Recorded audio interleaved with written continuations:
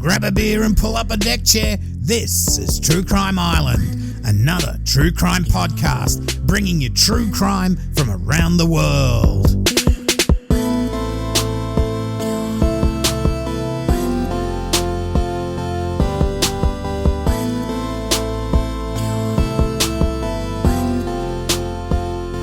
Hi, I'm your host, Cambo. Grab a beer and pull up a deck chair. This is True Crime Island, and as you know, it is another one of those hundreds of true crime podcasts. Hi, Islanders. Hope you're all taking care of yourselves and are well. Sorry I'm a little bit late this week, but things happened. Tonight, I have what would be called a hometown murder for me, or really murders. Anyway, tonight I will reference, and let's get stuck straight into it, the Sydney Morning Herald and some court records. That's all this week. Okay, now, first off, I need to clear up something from last week where I mentioned that Kate Healy, or McCann, said that she thought Madeline would have given her abductors her tuppence worth. Now, I said that the forums I had read were trying to say that tuppence was slang, and it is slang for a young girl's vagina, that Kate was probably suffering from maybe a Freudian slip, and instead of meaning Madeline was giving them a hard time, she was giving them her vagina's worth. Now, I think I did mention you need your tinfoil hat for that one, but I wanted to convey how much noise there is in this case, or conspiracy theories, whatever. But I mentioned it in relation to how she described Madeline's genitals in her book. Now, we have the same saying in Australia, and I'm sure around the world, that you give your 2 cents worth. We had tuppence in Australia a while back, but we sort of got out of the dark ages and went decimal. It's just happened to be one of those rabbit holes I went down when researching statement analysis of Kate and Jerry. Okay, so I hope that clears up. I got so many messages over that one. I hope that does clear it up, though. Now, let's get stuck into this week's case. Like I said, this one is pretty much a hometown murder. It happened in Glenfield, 1983, Roy Watts Road, at the Glenfield Special School for Handicapped Children. Now, that's in New South Wales, Australia. It was just down the road from where I lived and next door to where I went to school. Anyway, and this was called a special school for handicapped children back in the day. I don't know what it's called now. I think it's just a school. On Friday morning, the 22nd of April, I was being driven to school in the ZJ Fairlane, and what a car. And as we drove down Quarter Sessions Road, we could see all this commotion at the Glenfield Special School. Police cars and what was probably unmarked detective cars were parked all around the entry to the school. Now, like I said, I went to Hurlston, which was just off Quarter Sessions Road on Roy Watts Road. Now, next door to the special school, that was a big rural part of Glenfield. I mentioned this part of Glenfield before in the Wally Mellish episode. Now, it is quite rural or semi-rural. Hurlston and the special school were on vast acreages. Now, there was no social media back then, and I hadn't been listening to the news on the radio. But as I got to school, it probably would have been 8:45, 8:30 or so, the story of what went up on the road was starting to get around the school, as gossip does. Now, first reports were that some of the nursing staff at the school, that's what they first said, had been murdered in the early hours of the morning. Now, as a kid, you hear of this kind of thing in the news, but never expect it to happen so close to home. I suppose that depends on where you live. Well, that was my experience anyway, and you hear of gangsters being murdered or spouses being murdered or whatever. You don't so much hear of multiple murders of random people. So, what went on that Friday morning? Well, it actually started the day before, and then we'll have to go through what happened. Anyway, 27-year-old Samuel Leonard Rustin Boyd was a pest exterminator for Grace Brothers Pest Elimination at the time. Boyd had immigrated with his family from Scotland around 1966 at the age of 11. It wasn't long before he would be in trouble with police and would spend time in juvie and adult institutions. He resided at Lansdowne Caravan Park, a short drive up the road from Liverpool. And, of course, Liverpool was a short drive up the road from Glenfield. At 27, he already had a long criminal record. So on the Thursday, the 21st of April, Boyd had two jobs. One was booked for him at Cronulla and the other where he sprayed 2,4,5-T on blackberry bushes at Warrumbie. Now, 2,4,5-T is a chlorophenoxyacetic acid herbicide used to defoliate broad-leafed plants. Now, if you mix 2,4-D with this in equal parts, you get Agent Orange. So you can imagine what the toxicity of all that shit was. So they just blast it around the backyard. Boyd wasn't sure if he'd worn a mask while using the chemicals, and after finishing both jobs, he went home. Then he decided to go to a pub. Now, this was the Arch Bar in Liverpool, and he went there, as he says, to have some beers to kill the taste of the chemicals. I guess people back then, and I mean, it wasn't that far back, used to spray this stuff, probably dodgy masks like the ones they used for COVID, all this sort of stuff, and it'd just get into your skin and it'd just get in. Anyway, at the pub, he had about between 8 to 12 schooners of beer and 2 bourbons and cokes. Now, a schooner in New South Wales is 425 mils or around 15 imperial fluid ounces. So that's quite a bit of beer. I mean, even Jason Abercrombie would have to agree with me there. Now, Boyd would run into his friend or acquaintance, 27-year-old plumber Gregory Wiles, who lived with his family at Minto. Now, he was out celebrating his first paycheck in a year. He decided to go to Liverpool to do some shopping and go to the disco. Now, Greg's mum had said that he was really excited after finding a job as a labourer just 10 days earlier. He'd been out of work so long that it meant so much, and she said he was a quiet, warm person. Now, Boyd and Greg Wiles left the Arch Bar and proceeded to the Scaramouche Disco.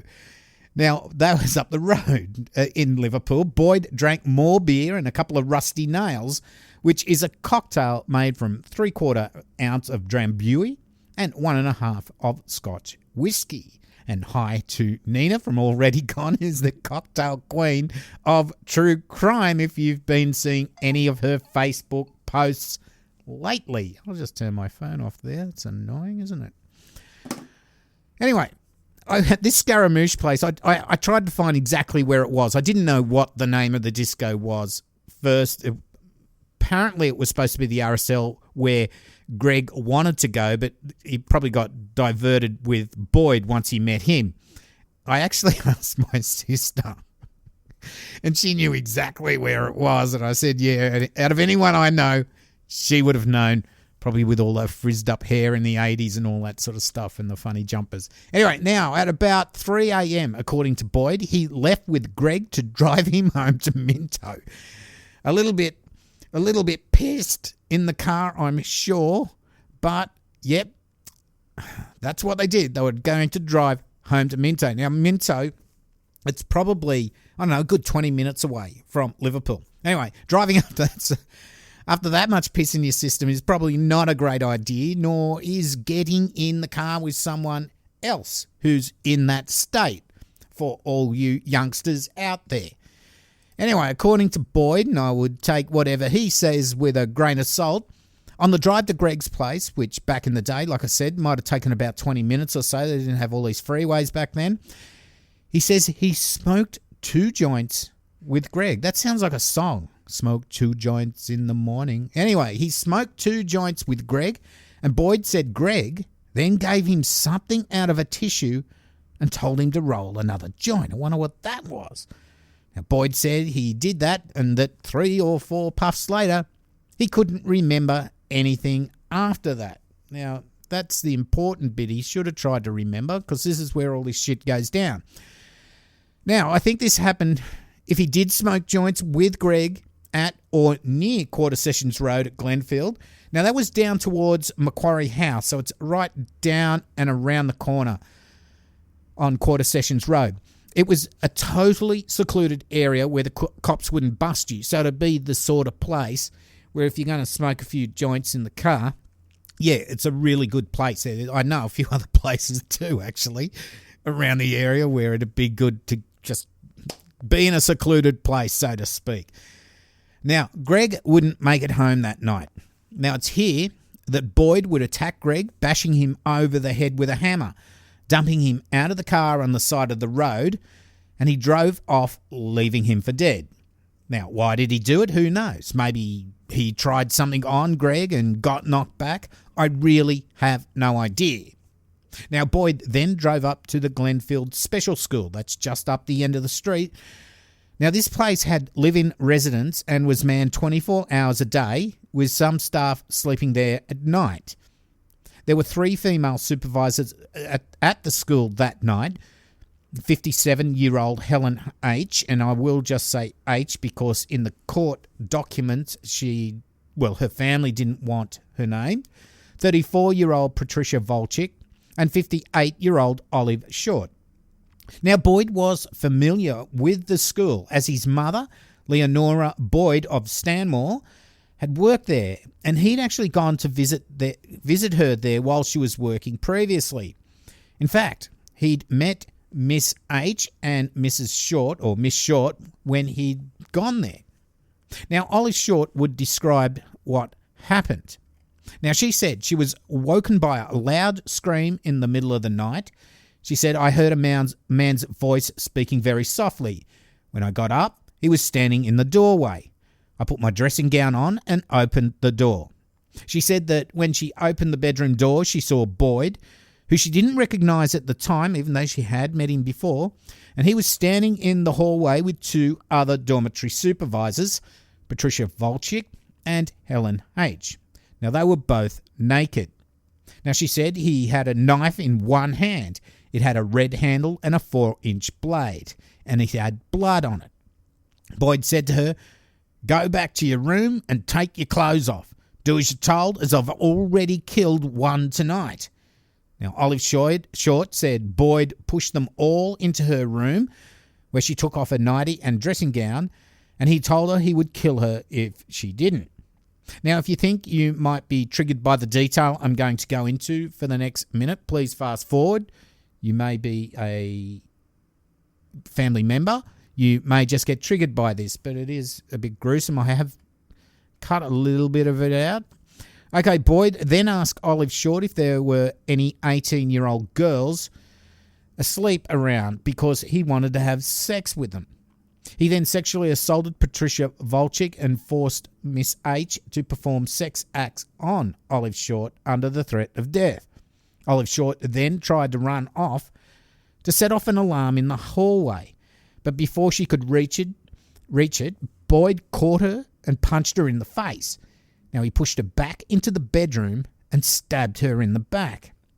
Boyd then made them each tie each other up, and they were gagged with torn-up pillowcase. Boyd then went from one to the next, stabbing them repeatedly in the throat. Now, they were both all 3 of them were tied up and on the bed. Olive Short, although stabbed, get this, 27 times in her throat, she closed her eyes and played dead in the hope he would stop.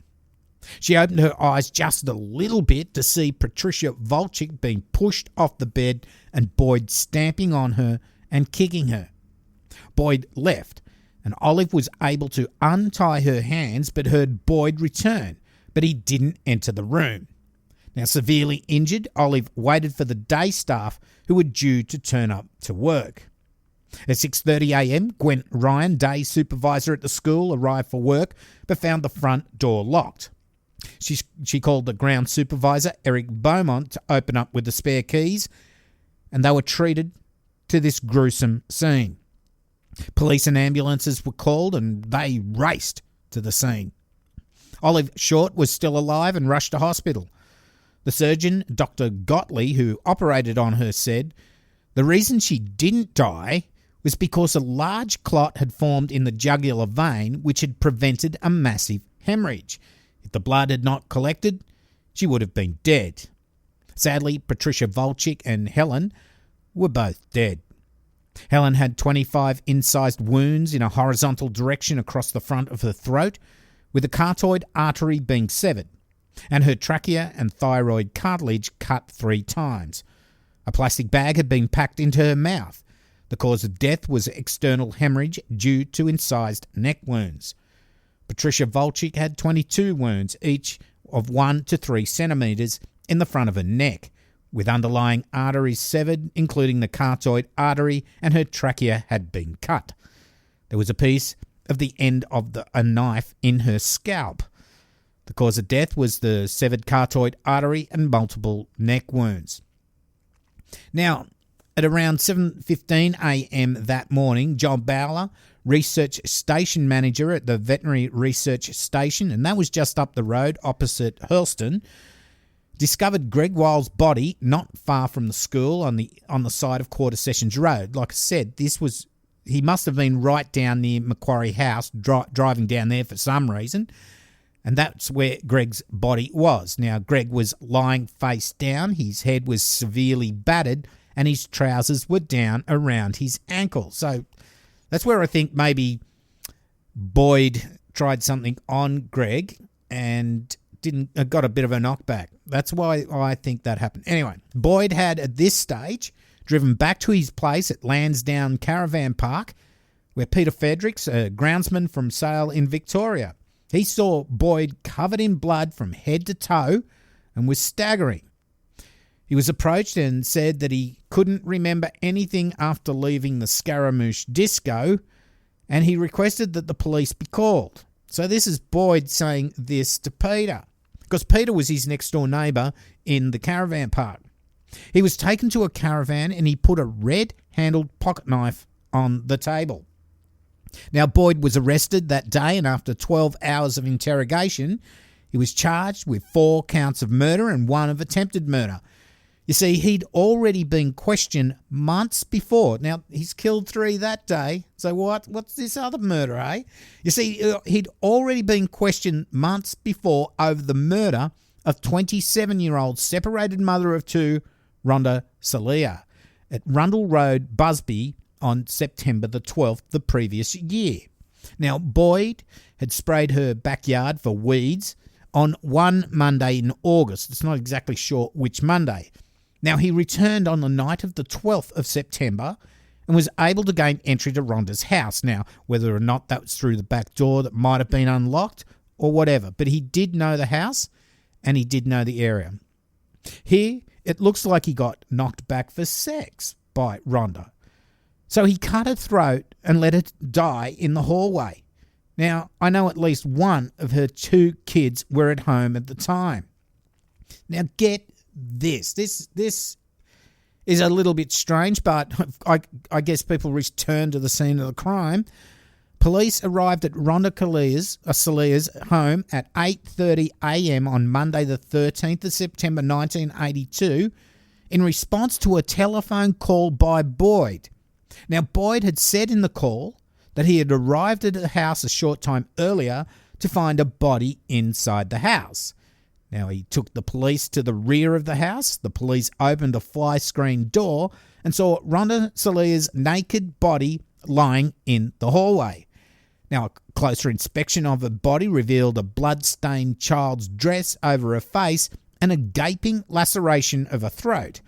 Now, her body was lying on its back with the legs apart.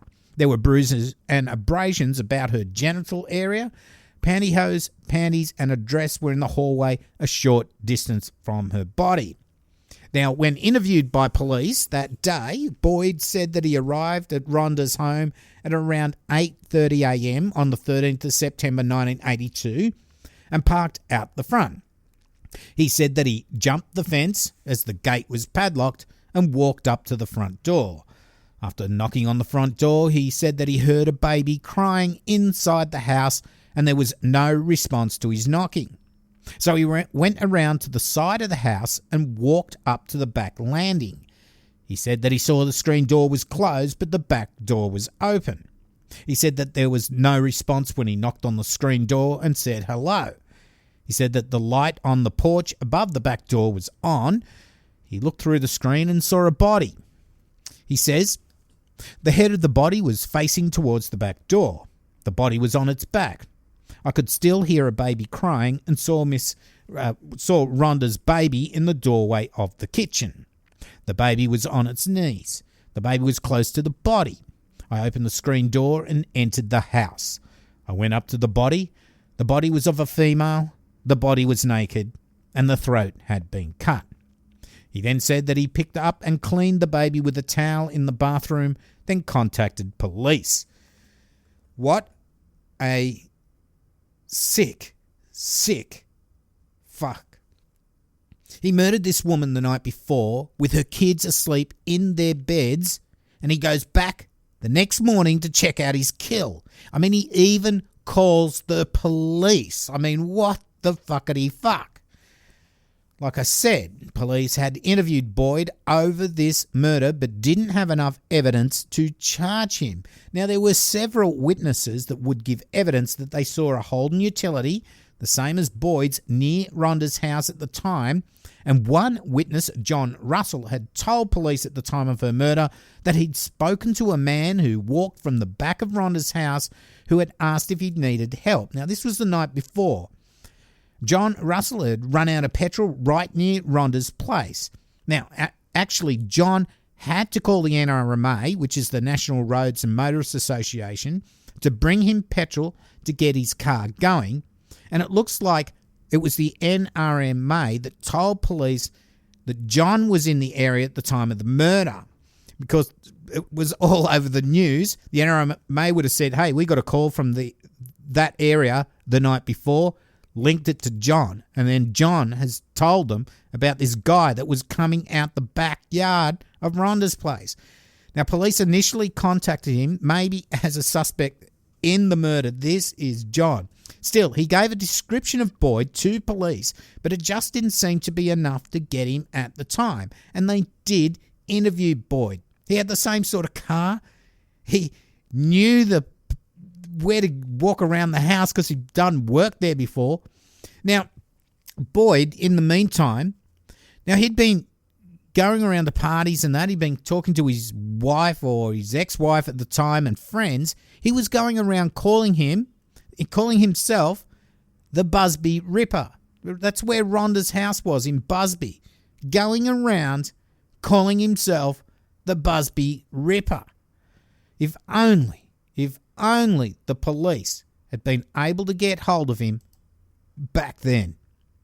In January 1985, Boyd was convicted on 4 counts of murder and 1 of malicious wounding and sentenced to 5 consecutive terms of life imprisonment without parole. So obviously that's during the trial.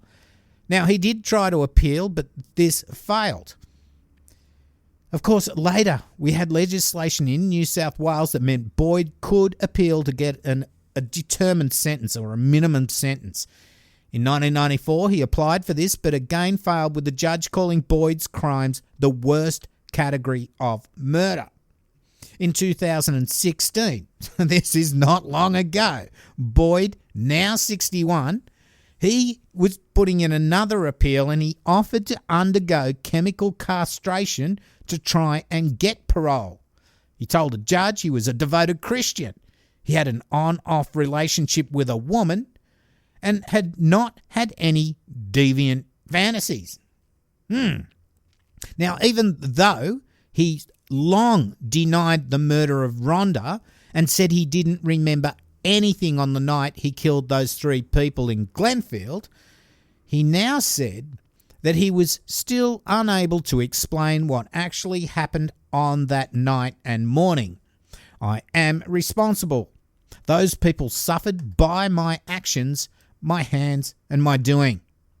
But he still denies murdering Rhonda Celia.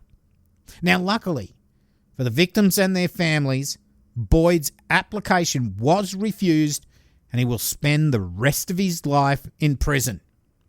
Now, well, Islanders, as I said, this was pretty much a hometown case and it was right next to my school. Now, Boyd, he was just a loser. He was just a criminal from a young age.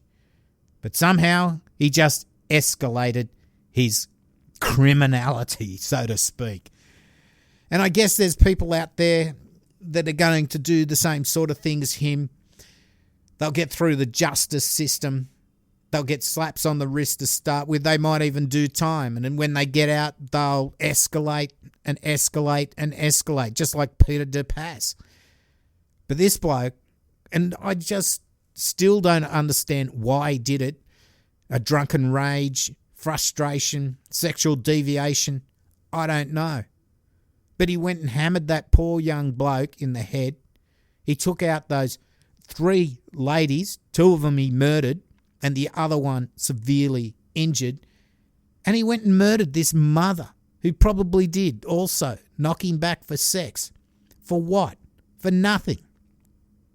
Anyway, Islanders, it's a short, sharp case this week.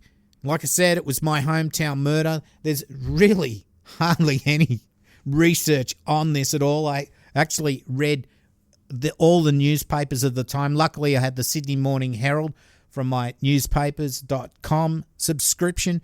I was just reading the court reports that the reporters were putting in each day. And there was a little bit in some court records that I was able to verify the court reporter. Okay, Islanders, well, that's about it for tonight. So let's get to the Patreon. And thanks to all my past and present patrons for your financial support. It does make a difference, as True Crime Island is a commercial free-for-all. There's no ads at all. Now, thank you all so much. It's very appreciated, especially thanks to Josh, who upped his membership this week. Thanks, Josh. If you want to join Patreon, it's patreon.com/True Crime Island. Now, if anyone has missed any emails for Patreon rewards, or you think you qualify for a Patreon reward, please get in touch with me. If you don't like the monthly thing, you can also donate to PayPal. PayPal link is donate.truecrimeisland.com. Now, of course, as I always say lots of things actually. Support yourself before you support the island. I know times are tough for a lot of us out there at the moment. Now, I have merch at Threadless and Redbubble now, so go to Redbubble and search for True Crime Island. You'll find me at Threadless there as well. If you have any problem with merch, please let me know and email them with your details. They will sort it all out, but please let me know as well. Now, I will be running a promo for a limited edition hot pink logo t-shirts. So instead of the aqua inside the logo, which is blue now, it's hot pink. This will run for 3 weeks. What we will do, you can order within that time frame. After that, they will be produced and shipped. They will just be limited edition hot pink ones. I thought I'd start off with the hot pink. It looks all right, actually. I wouldn't mind getting one myself. Now, this is with Bonfire. I will upload a link and image to Facebook and Twitter this week. I've already put the image at Facebook, but no link. If you don't have either of those, which I don't blame you that you don't have Facebook or Twitter, drop me an email and I'll send you a link. Now, my email is cambo@truecrimeisland.com. That's also the best way to contact me. If you message me through any of like Facebook, Twitter or whatever, it's really hard to search for your email, especially when I have to dedicate the show that you might have suggested, just like this one, and I can't think for the life of me which of our Islanders suggested this one. You can also support the show by rating and reviewing, also by sharing it with your friends and family. Now, I won't say all the links, most of the links, including social media, are on my website, truecrimeisland.com. Please feel free to check out my YouTube channel and subscribe. Now, I think there will be a giveaway at 1,000 subs. That's coming up very soon, so a bit more motivation to have a look. And thanks to all those who have subs. Please feel free to comment there, subscribe, and if you want notifications, hit that little bell. So it's another way to to listen in and see me on the island. If you want to contact me, the best way is cambo@truecrimeisland.com. Like I said, hi to our new Facebook mod, Tony. Thank you so much as well as Abby and Jason. Okay, that's about it. I've been your host, Campo. You've been listening to True Crime Island. And as I always say, don't forget to delete your browser history. Good night. Boom fuckalunga. Woo. I think that's the first time I've got through this without a